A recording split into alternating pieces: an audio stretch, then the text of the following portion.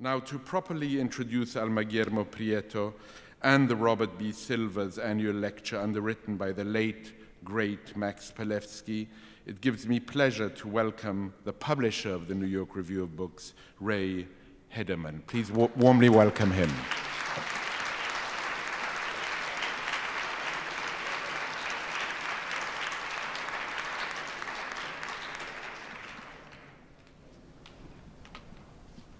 I'd like to thank Paul for all of his work with us on the Bob Silver's lecture. I think from the very early days, he's been working with us and helping to organize it. And we'll miss his energy and his passion going forward for the future lectures at the review, and wish him the best in LA.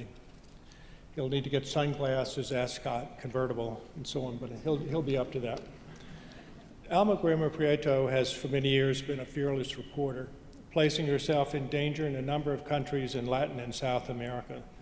The title of her lecture, which Paul just mentioned, Among the Drug Dealers, Criminals, Rapists, A Reporting Life in Latin America, is reflective of those experiences. In 2000, Alma wrote for the review several pieces of reportage from the front lines of FARC's guerrilla war with the Colombian military, which also included, this is also near the drug dealers on the boundary in the jungles of Colombia. In the more than 50 pieces she's written for the review over the past 25 years, she's reported from other dangerous places such as El Salvador, Cuba, and Peru, who were much more dangerous in earlier times than some are now. She's enlivened our pages as well with cultural pieces, including reviews of the Buena Vista Social Club and Cuban All-Stars, an essay on the indigenous painting of Mexico, and a piece called The High Art of the Tamale, which will tell you all you want to know about tamales. And she's written many more pieces that reflect the range of her interest. Most notable among her interests is dance, which is the subject of two of her books, Samba and Dancing with Cuba, a memoir of the revolution. She's written on culture and politics for the New Yorker, Guardian, Washington Post, and Newsweek, in addition to her work for the Review. And over the past few years, she's contributed timely articles to the New York Review Daily. Through the years, she's appeared on several programs organized by the New York Review, and I think the first program was the New York Review's 25th anniversary, which included on the program Bob Silver's, Susan Sontag, Joan Didion, Jonathan Miller, Elizabeth Hardwick, as well as several others. It's a great pleasure for me to present Alma Guillermoprieto, who will deliver the Robert Silver's lecture.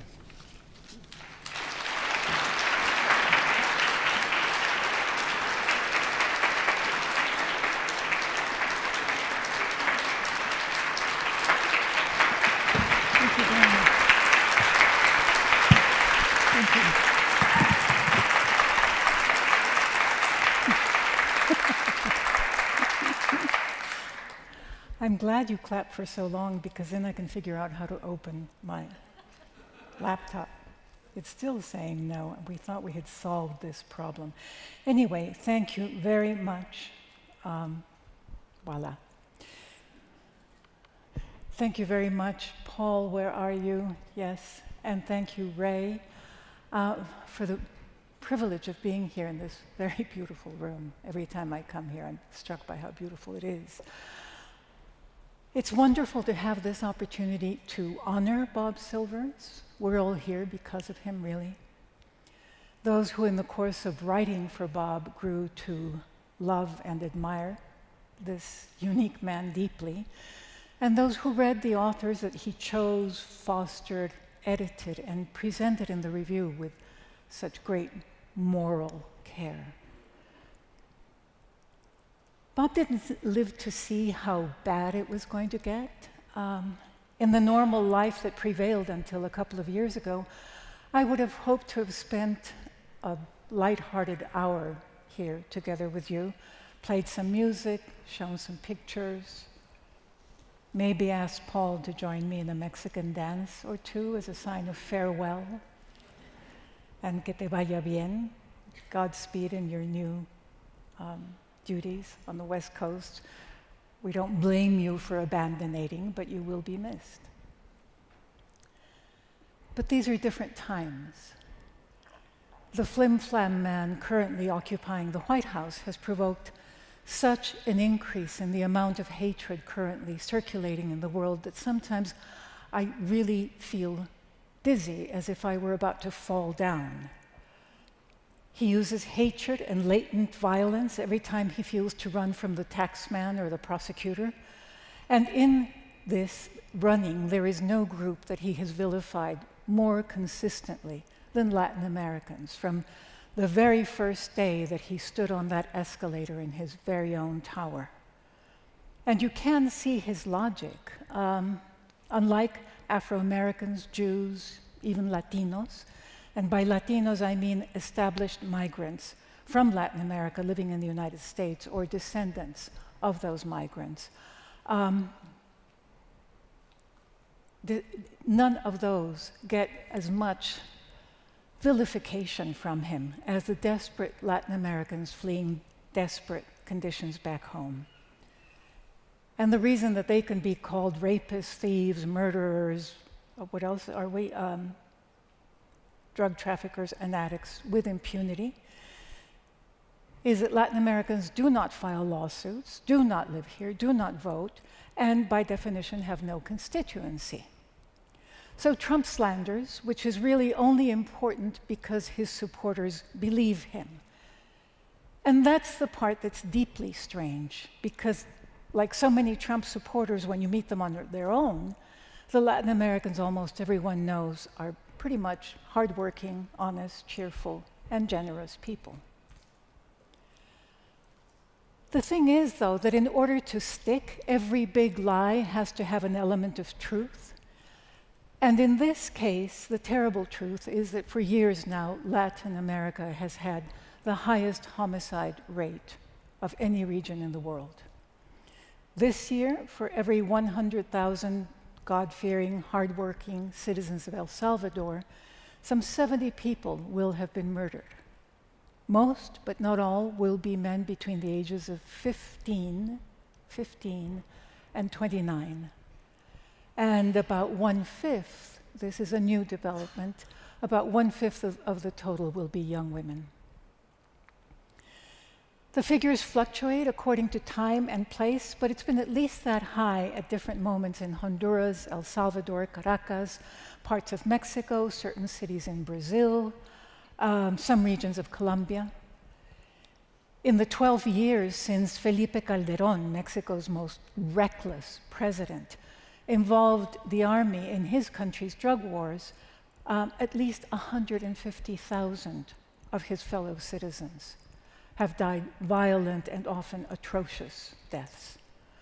And this figure doesn't reflect the total damage, the maimed, the traumatized, the orphaned, or the increasing number of families in which poor and often unskilled women struggle to bring up hardworking, God-fearing children, often enough by risking everything to bring them to safety in this country.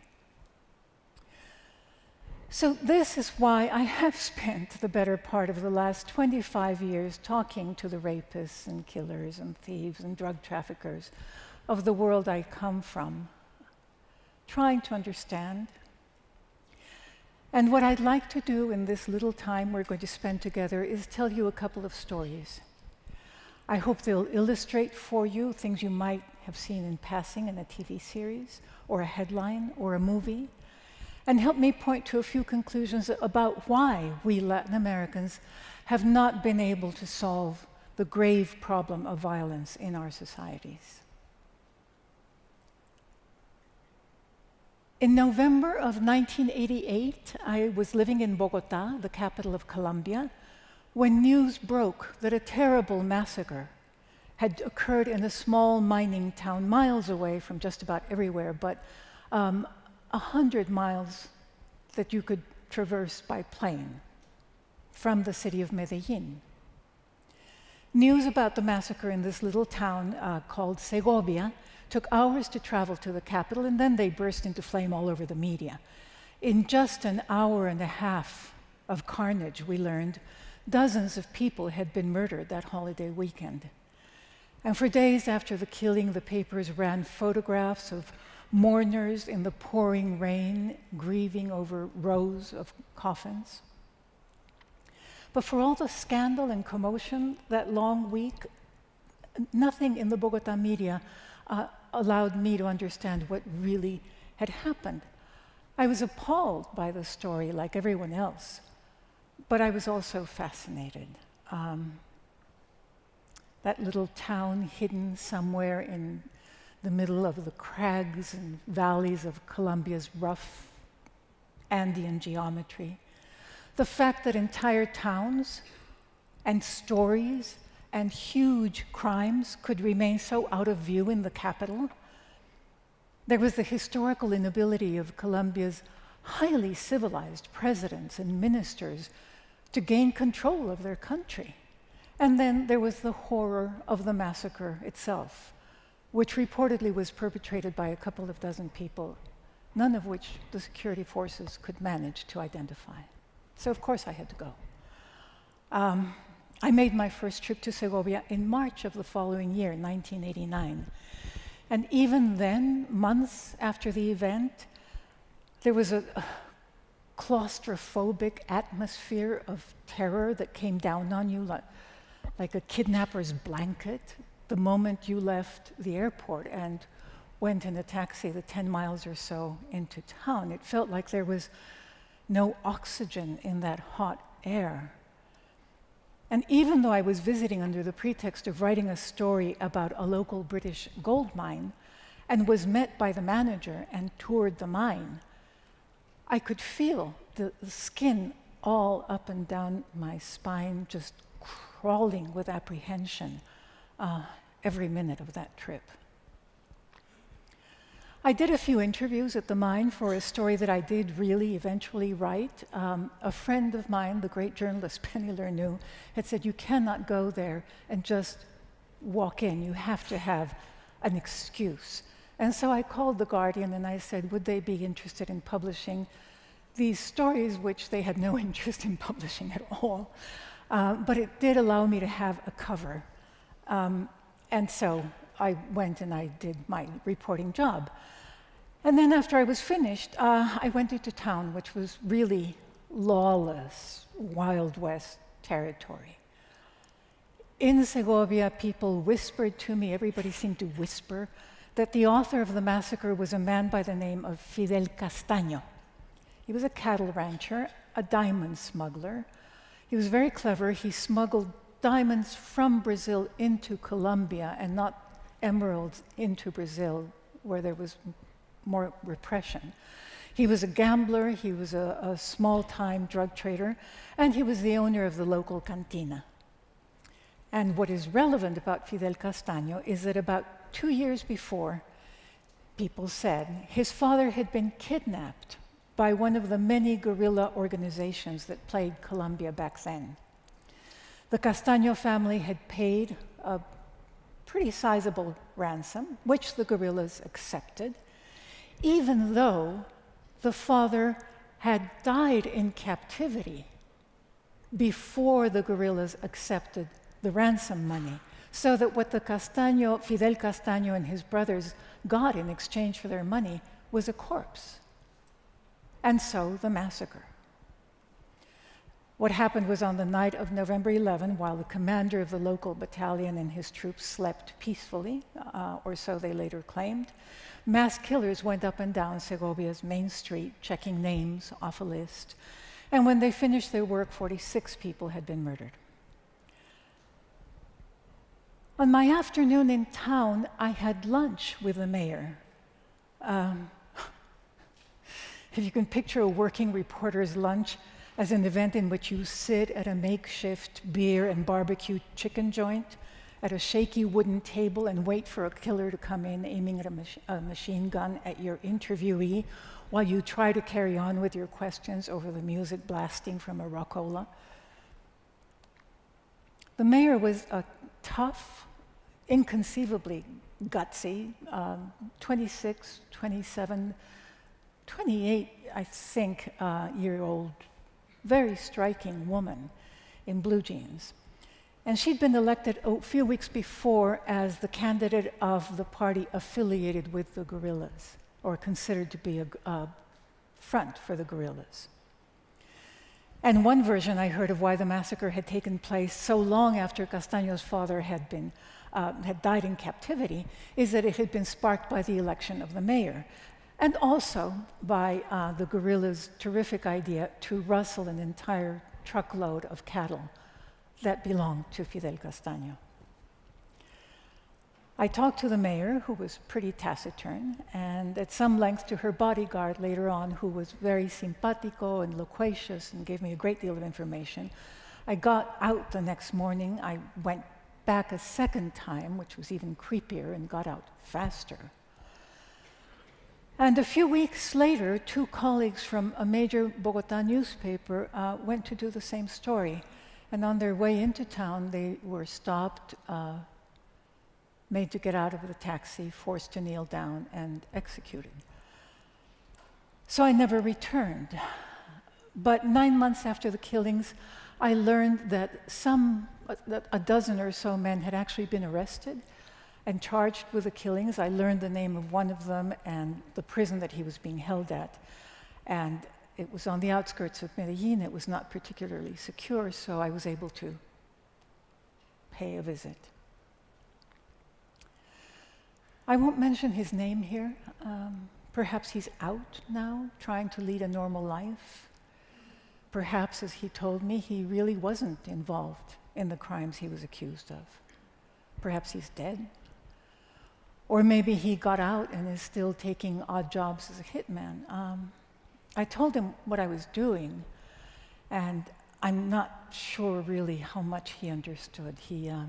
His vocabulary was like a 10-year-old boy's. He seemed a little dim, but he was also,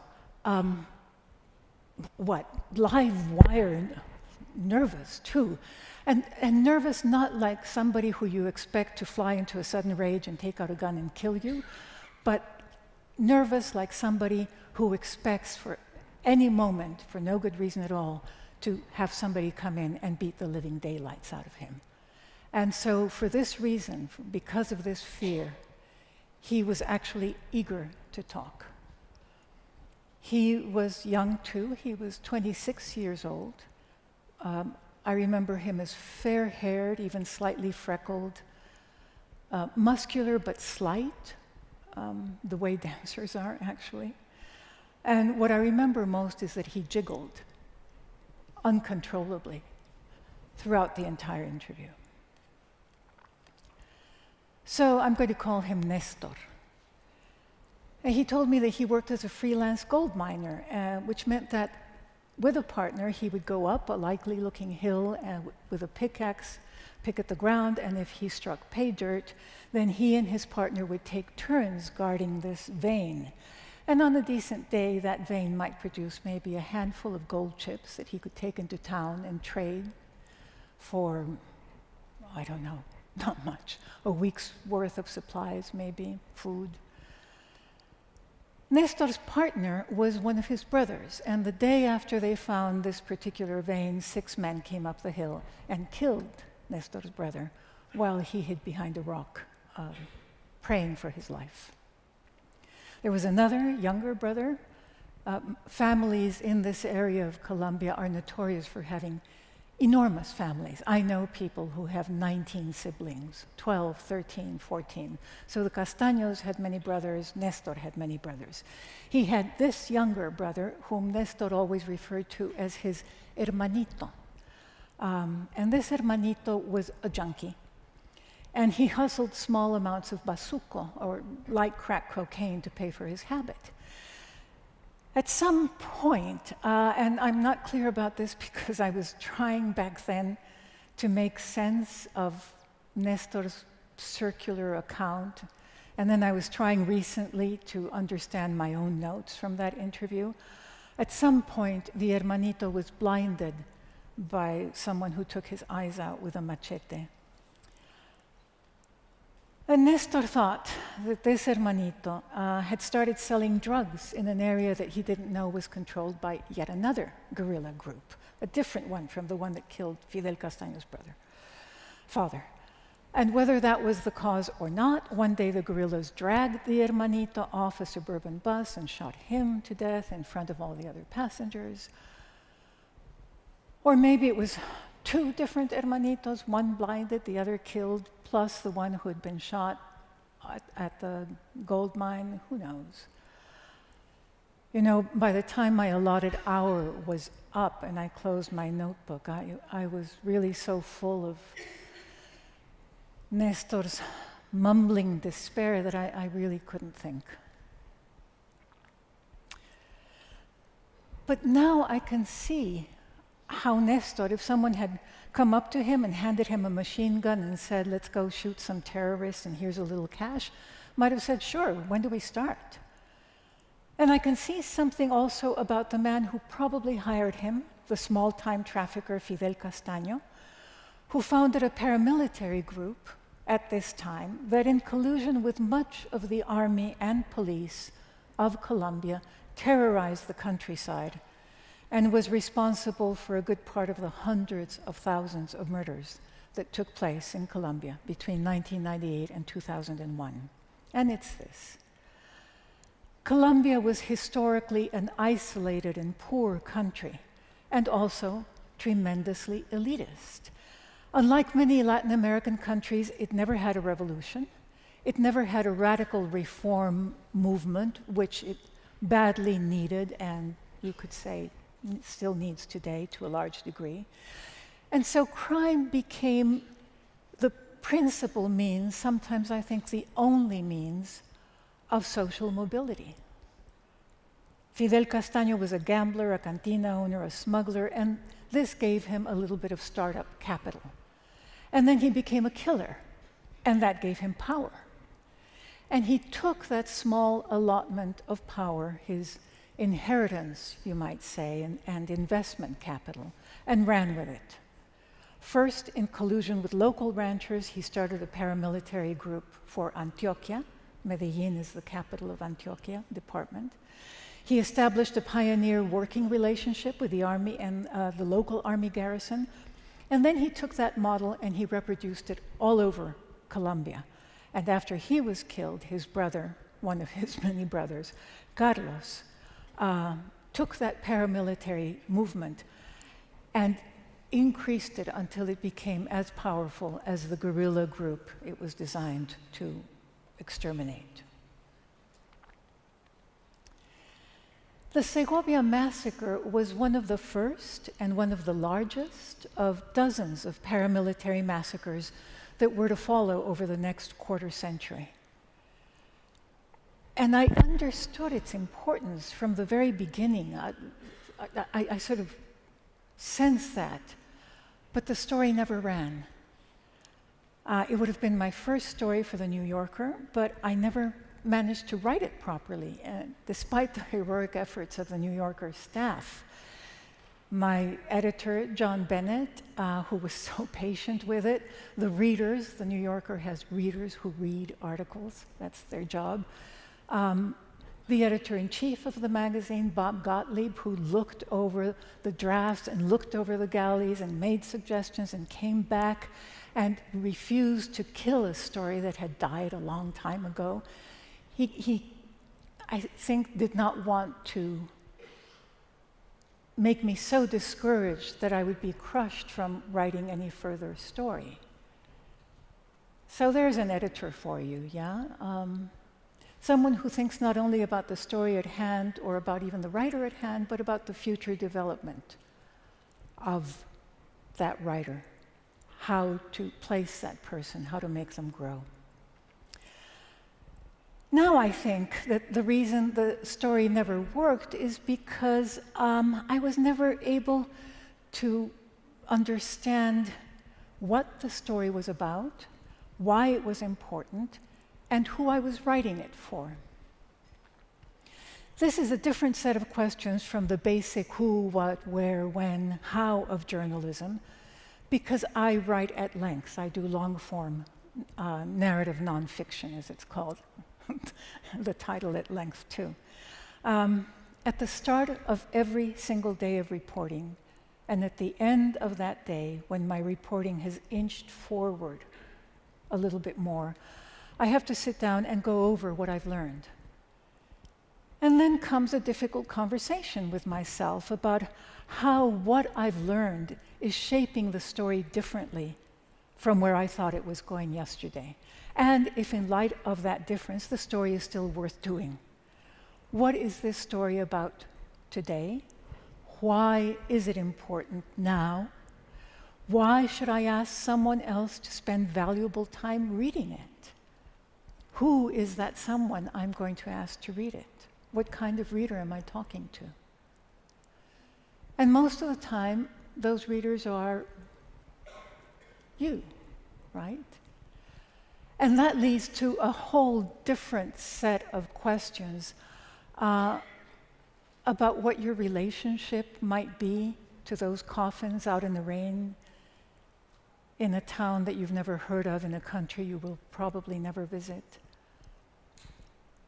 And that question is so very complicated and so very challenging that, I don't know, it might be like those couples who go to couples therapy for years and then they find out that they never should have gotten married in the first place.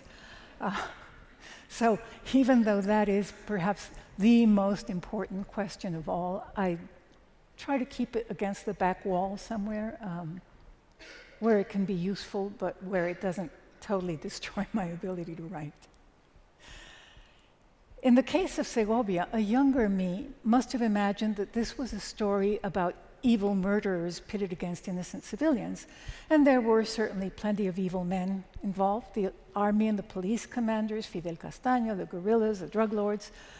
But still, the most interesting and difficult part of the story was how victims and murderers were locked into each other's fate. The father killed by guerrillas, the father's son murdering other fathers of other sons, until the protagonists of this endless story became, I don't know what they're called, but those figures carved in marble, spheres within a sphere, Chinese spheres within a sphere, figures rolling about in an endless struggle with no escape and no winners. But I never managed to untangle that structure.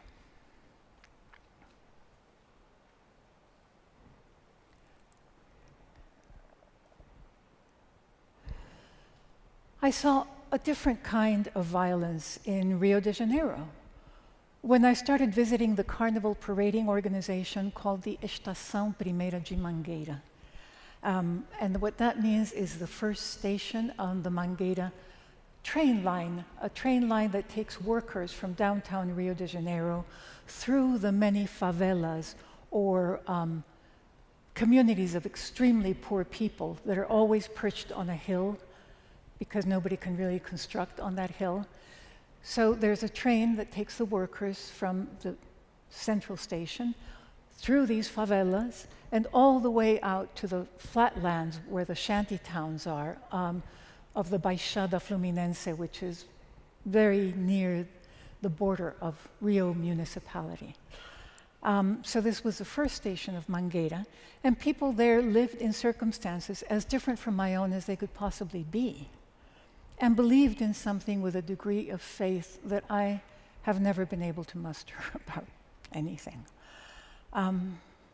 What the inhabitants of Mangueira believed in was carnival. They dreamt about it every day. They saved all year long for a costume. They wanted nothing more on earth than to have the privilege of parading in the Samba-drome on Fat Tuesday. And here again, I should stop to explain that you know these organizations as Samba schools, but they have nothing to do with education, and they are less to do with Samba than with Carnival itself. There are 14 most well-known Samba schools, and they parade on Mardi Gras, Fat Tuesday of Carnival, in this specially built avenue, which is about 5 blocks long. And by parading, I mean dancing. They dance down these 5 blocks wearing heavy costumes and compete for first, second, and third prize. And this is the most important event of the year for not only for this favela or all the favelas, but for most of Brazil. Because this was a world so different from anywhere I'd ever been, I decided to write a book about it. And I do feel an extreme and unbecoming degree of pride about the fact that even though foreigners were not allowed into samba schools at that time, on my first visit to Mangueira, the women elders of the school agreed that I could share their lives and parade with them on Carnival Day, and so I am a parade veteran. And this welcome took place despite the obvious hostility of the organization's president, a man called Carlinhos Doria, an unpleasant, aggressive police captain who seemed to have very little emotional connection, I thought, on that first visit to the Mangueira community. My second visit to Mangueira took place a week later on rehearsal night. And I should explain again that just as a samba school has nothing to do with schooling and not so much to do with samba as with carnival, rehearsals, which start late at night, 10, 11, 12 midnight, consist entirely of drinking beer and dancing until the early hours of the morning. So on that second visit, shortly after midnight, we were all dancing and getting ready to vote on which of several sambas the parade organization would sing on parade day, when people started shouting and then running in every direction, and some started weeping and some were in panic, and my carnival nannies told me that I should get out quickly and made for the exits themselves, and the news flew around the dance hall that Carlinhos Doria, the unpleasant Mangueira president, was dead. I'd seen him leave the dance hall 20 minutes before, and then he was shot to death, apparently as he was pulling into the driveway of his house. The dance hall emptied out. Stone-faced men with heavy weapons moved in and took defense positions all along the walls and up on the balcony overlooking the dance space. None of them would answer my questions. Over the course of the months I spent there, I realized that everyone I met, without exception, everyone I talked to, every person, everybody, every single one, was the son or the daughter or the cousin or the brother or the relative or the friend of someone who had been murdered. Until eventually someone I knew and considered a friend was murdered too.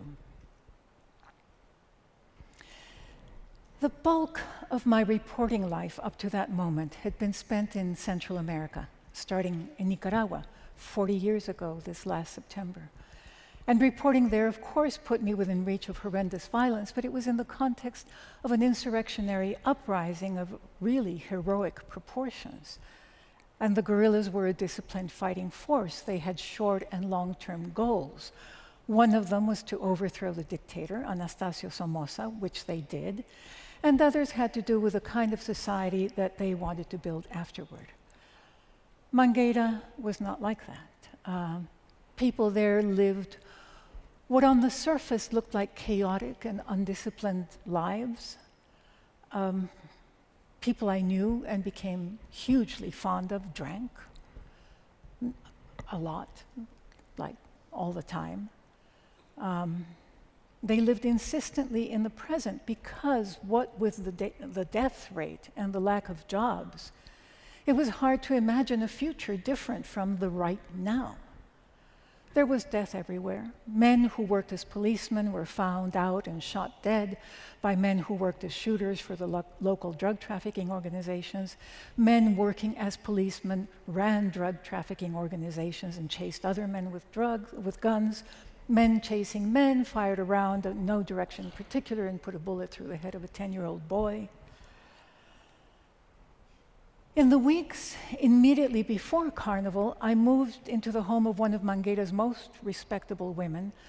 She was an evangelical convert with a daughter who actually had a 9-to-5 job, the daughter did, which is an extreme rarity when you consider that the day that the municipal sanitation department posted job openings for what I think I remember as 6 available openings, hundreds of men lined up for hours to see if they could obtain the prize of spending their days elbow deep in garbage.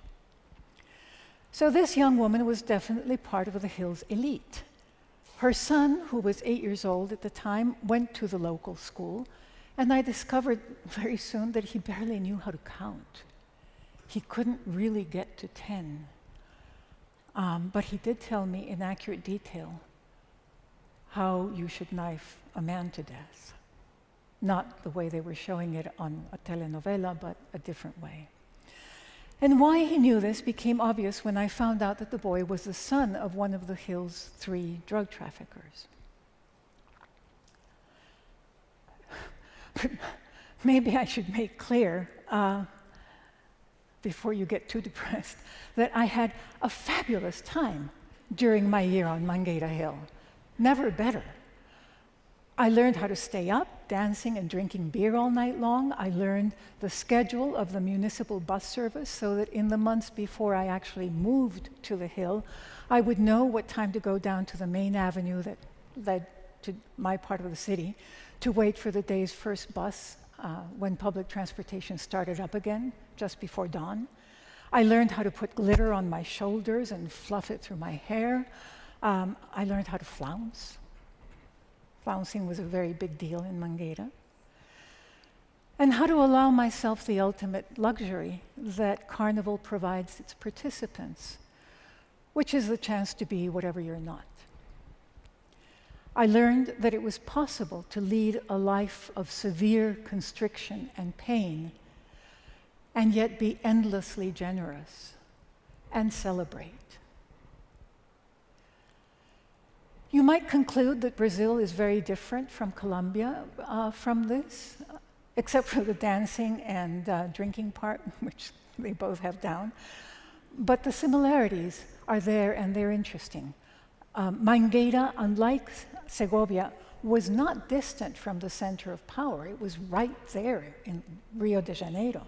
But it might have been 1,000 miles away for all the attention that it received from the central government. The father of the little boy in my house was the drug trafficker Ricardo Coração de Leão, Richard Lionheart, he liked to be called.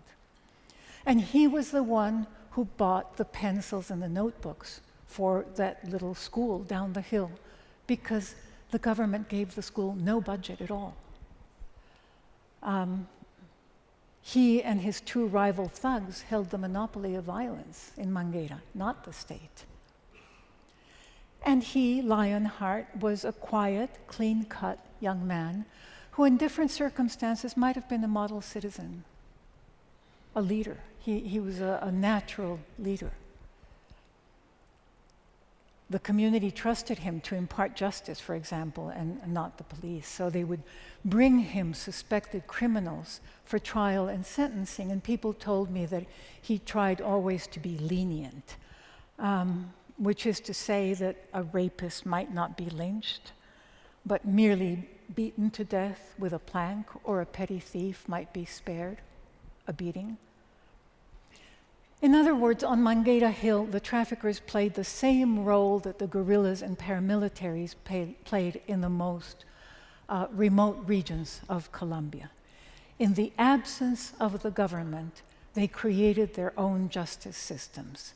And these kinds of justice systems tend to be extremely violent because there is no central control and there are no rules. And in many ways, the Hill was highly organized, more than Segovia, you could say. For example, Mangueira worked like a Swiss watch when it came time to put Carnival together. And that was a task that filled 7 to 8 months of the year, and so 7 to 8 months of the year, I would say about 15% of the population on the Hill, 15% of those 4,000 people, were working away constantly and in ways that they knew so well that you almost didn't have to give anyone directions. And for everyday life, the Mangueirenses kept to rules imposed by their alternate rulers. Kids flew kites from rooftops, for example, and so a red kite might mean the cops are coming one week, and the white kite might mean all clear, so on. When I went home all the way up the hill, I went past safe houses that were distributed all over. There were no roads that went up the hill. You couldn't drive a car up. There were footpaths. That was all there was. And so I would walk up these footpaths all the way to the top. And on the way, I would pass the guardians of the safe houses, who were once again children. I always thought they were so skinny. They were like little mosquitoes, hyperactive. And they all were armed with machine guns. And they would all look up at me as I went by, and because I was older, they would say, "Benza tia," blessings, auntie, because they had been properly brought up. The police were always extravagantly armed during their sporadic invasions of the hill, thanks to all sorts of programs designed to fund the purchase of cutting-edge anti-drug equipment, although guns don't kill drugs, they kill people. And as a result, the traffickers, who escaped these attacks much more easily than the civilian population could, were also extravagantly armed, thanks to the cutting-edge equipment that they bought from corrupt policemen, or acquired through the vast global market in illegal goods. And so, once again, as in Segovia, I could see that the principal, if not the only means of social ascension available to people who had not even been taught how to count in their public schools, was through the use of violence and the sale and distribution of drugs. So let me say it once again, even though it's been said 1,000 times before. The drug war, created out of nowhere by Richard Nixon at a time when he needed a bogeyman, has rained down fire and blood on the poor of Latin America, Western Africa, Eastern Europe, Northern Spain, Southern France, and the United States, to name just a few places. And drugs have brought violence for 3 reasons. Because drugs feel good. This is something Bob Silvers liked to point out. If they didn't feel so good, they wouldn't be so popular. Because many are to a significant degree addictive. You have to keep taking them to get the diminishing returns on that initial hit of pure pleasure. And because they are illegal. If marijuana were priced at what it costs to grow, it would be cheaper than corn. And the same goes for coca leaves. It is the fact that marijuana is illegal that generates those obscene profits. Those of you who watch television are being shown drug traffickers as golden anti-heroes, Diego Luna in a beautifully cut suit. Think of them more as entry-level mafia types with big bellies who run trucking companies. They take goods from point A and deliver them to point Z. Along the way, because the goods are illegal, traffickers spread corruption and undermine society. They bribe poorly paid and trained cops, soldiers, customs officials, judges, prison guards, politicians in this country too. And at each one of those corruption points, A through Z, the danger to the trucker and the company increases, and so requires an additional margin of profit for the operator to take that risk. That cost is passed on to the consumer. And because, despite the risks, operating a drug run is insanely profitable, people kill each other for control of each particular route. That's why people in Mangueira were killed. That's why so many people in Colombia have been killed. And because running an illegal transportation company is phenomenally dangerous, only people with nothing to lose and nothing to hope for get into the business. And so you have one of the biggest transnational businesses in the world run by nihilists. That's how it works. For 25 years, I've been watching this happen, documenting this process, raging at the stupidity of it all. And then when I went back to Mangueira a couple of years ago, for the first time in decades, it broke my heart to see all the grates on the windows and doors. People used to avoid the prison of their 1-room, 2-room ramshackle homes by living their lives outside on their stoops. In the punishing heat, they would catch the breeze, share a beer, gossip with the neighbors. And now they were all indoors in the killing furnaces of their homes. And with every heat wave, the temperature sends all the babies and older people to the hospital, and still people are living locked indoors behind their window grates and fences. It's the crack epidemic, my old friends explained to me. Crack had been developed by traffickers to have a cheap product for the local market whenever the international trade suffered a slump. The crack epidemic had ruined the neighborhood. And what I don't understand is that despite the absurdity and the horror and the hundreds of thousands of evil deaths, I haven't seen opposition to the drug war really take off, not as a sort of practical issue, but as a fundamental issue of human rights. It's not fought on those terms.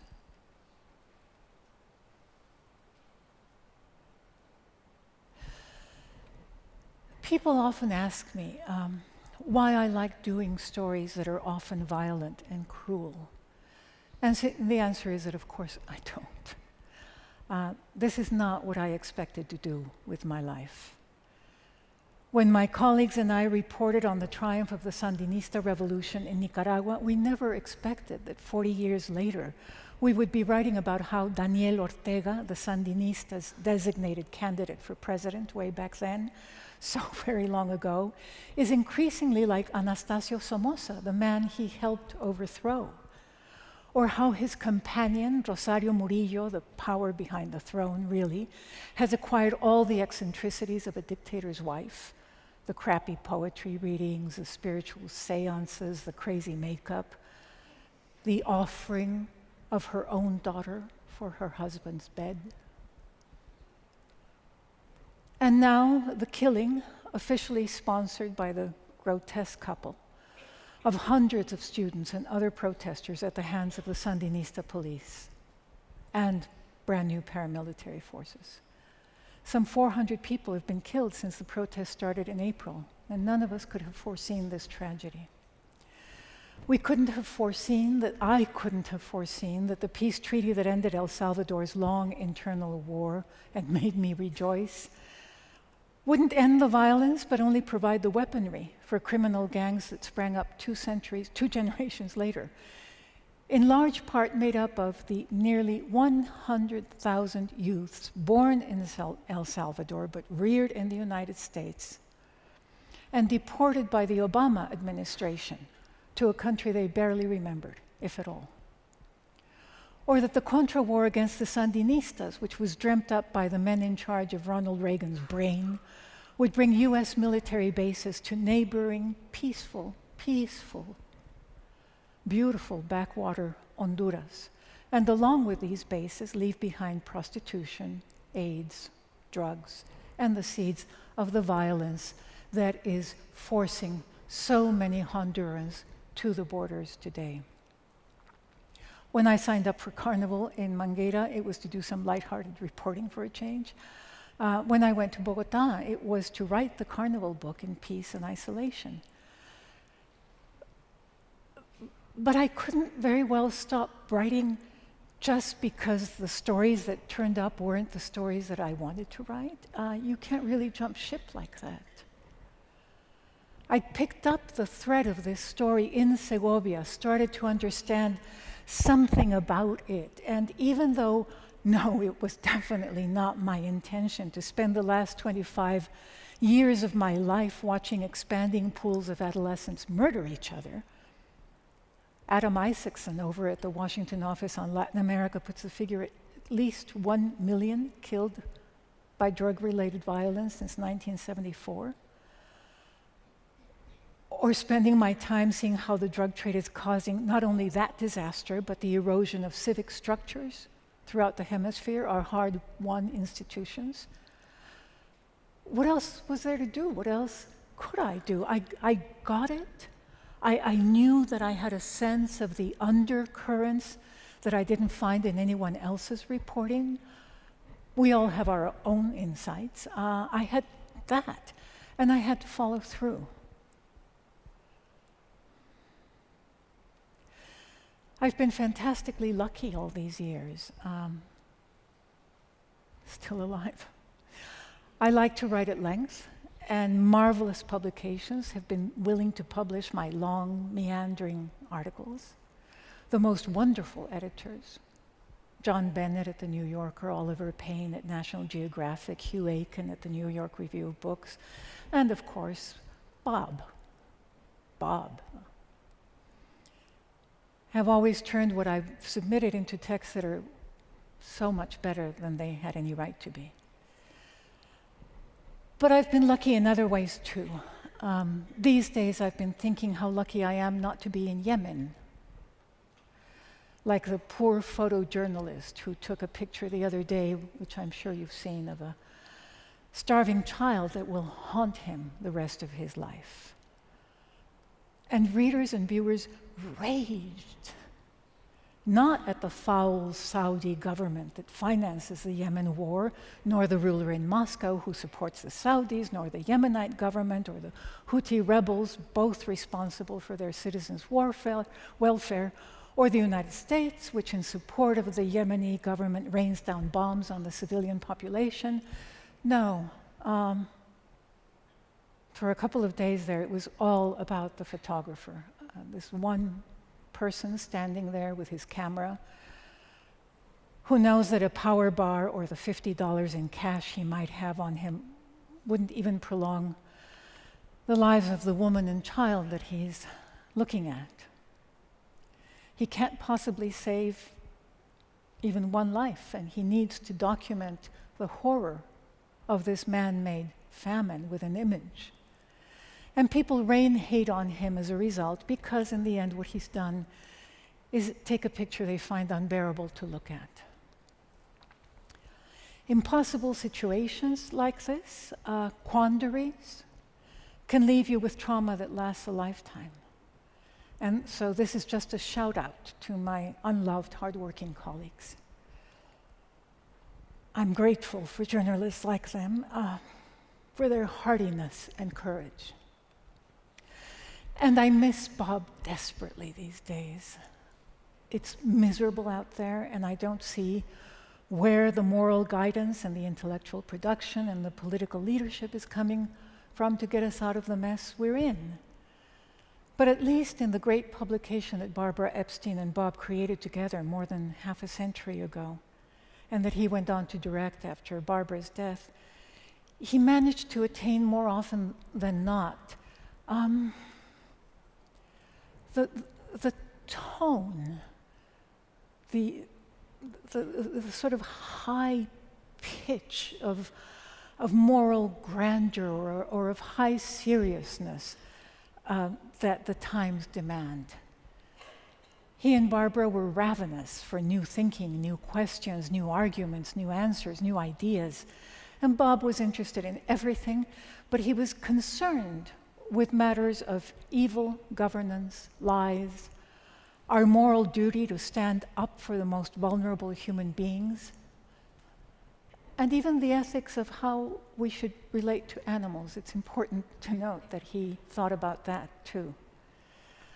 I'm not sure that he was either an optimist or a pessimist. I think neither one of those terms applied, or that he thought of himself as fighting to make the world a better place. None of that. It was more that thoughts must be thought, and note must be taken, and grifters, murderers, and conmen must be described and analyzed and exposed.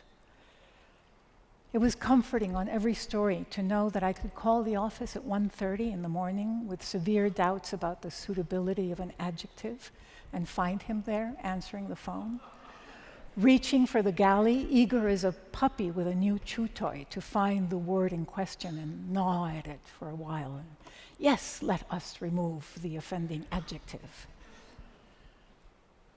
I deeply wish that he were here with his boundless energy and determination to tell us to buck up, kiddo. On to the next story. Let's talk soon.